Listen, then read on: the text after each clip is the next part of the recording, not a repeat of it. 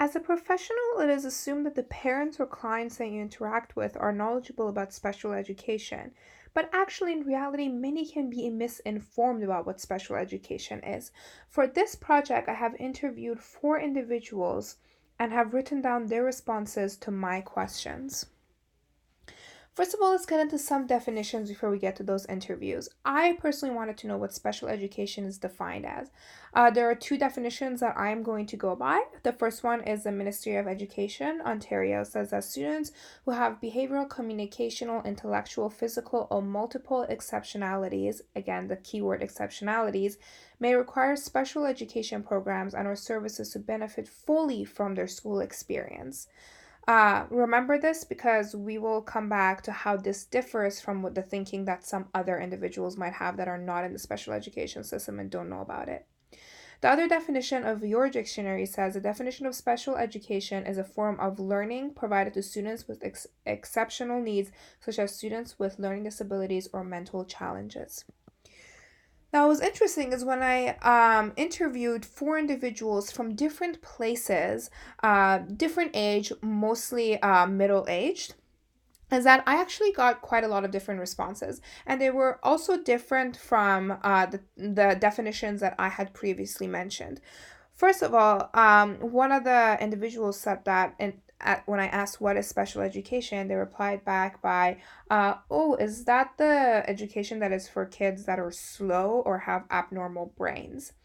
The second one said, "My sister's son, who was nonverbal, was in the class. It's for kids that cannot fit in normal classrooms." The third one said, "It's for kids that have some sort of disability. They help them learn better." And the fourth one said, "It's for smart and normal kids." Now, the fourth one is actually different than the rest of the three. So let me just talk about the first three. As you can see, the words abnormal, normal, or disability keep being thrown around. And that is, I feel like, because of the lack of knowledge that some people have about what special education is and what exceptional children are.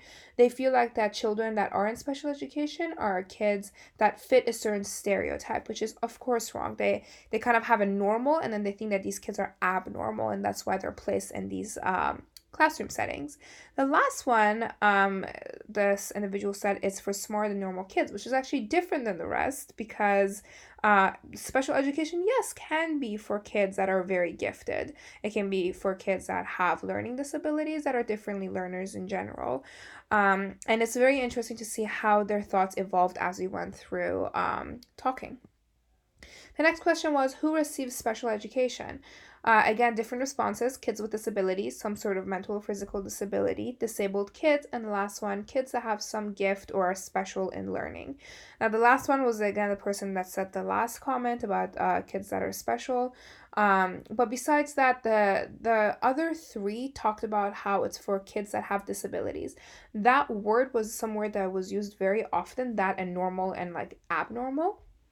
And it was a very interesting conversation because I explained the importance of not saying disabled, but saying differently abled, because all of us are differently abled individuals and we learn differently. For some kids, you just have to put them in an environment that facilitates their learning better. My next question was who delivers special education? And all of the people that I interviewed said either teachers, and then one person said special teachers. So they all know that special education is for a group of students that might not fit in a quote unquote normal, as they call it, but in a general classroom. They don't exactly know who goes in these classes and who teaches these classes. They don't know that a whole team comes together to teach these individuals, these students that are in these classes. And that's a conversation that we were having. And at the end of it, I think their way of thinking had fully shifted. But why did they think differently to begin with? And it comes to this question.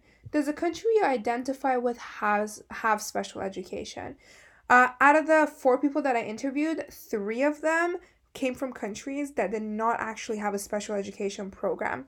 What they thought was special education was a completely different school dedicated for kids that are differently abled.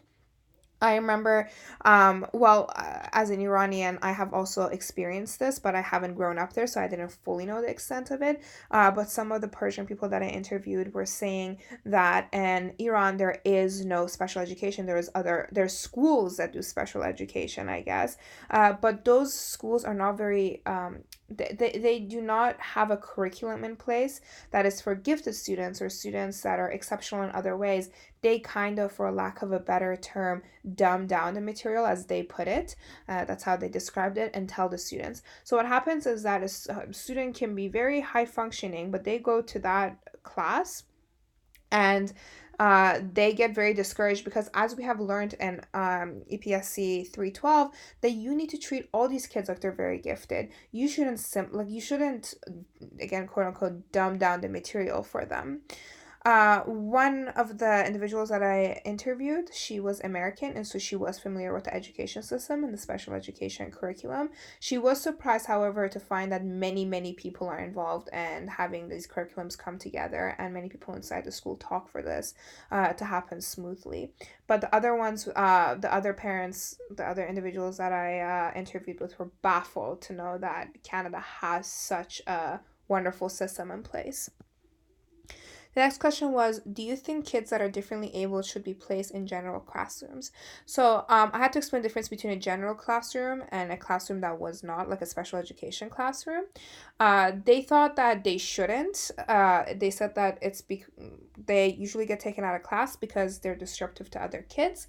They may get frustrated or create a scene, and it will be harder for the teacher to teach the whole class if they have to pay extra attention to this one or two kids. And this was interesting because, again, it shows how, well, not every kid that is special education is disruptive. Like, sometimes they're actually very calm. They sit there, they don't say anything, but they just don't learn very well because of the way the teacher is teaching.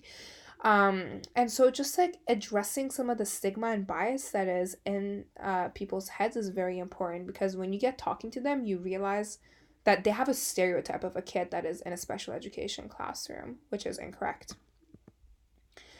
All right, so now for the discussion, if you can split into a few groups and discuss this amongst yourselves. So you have a parent that does not speak English. You want to discuss the possibility of their child being in a special education class. So first question is, who should you ask to be in this meeting, that you're having with this parent? I'm going to give them a little time to discuss it. All right, and the second question is, how would you bring up the topic? What are some integral points that you should explain to the parent while you're having this conversation? Have a little bit of time to discuss. All right, exactly. Great points that were brought up. So some of the points that I thought were very important are that parents come from different backgrounds, especially we live in such a multicultural community in Canada, and it's wonderful. It comes with the fact that people come from different backgrounds. Many people come from countries that don't actually have a special education system like they do here, whereas a classroom. Many don't know what the word special education means.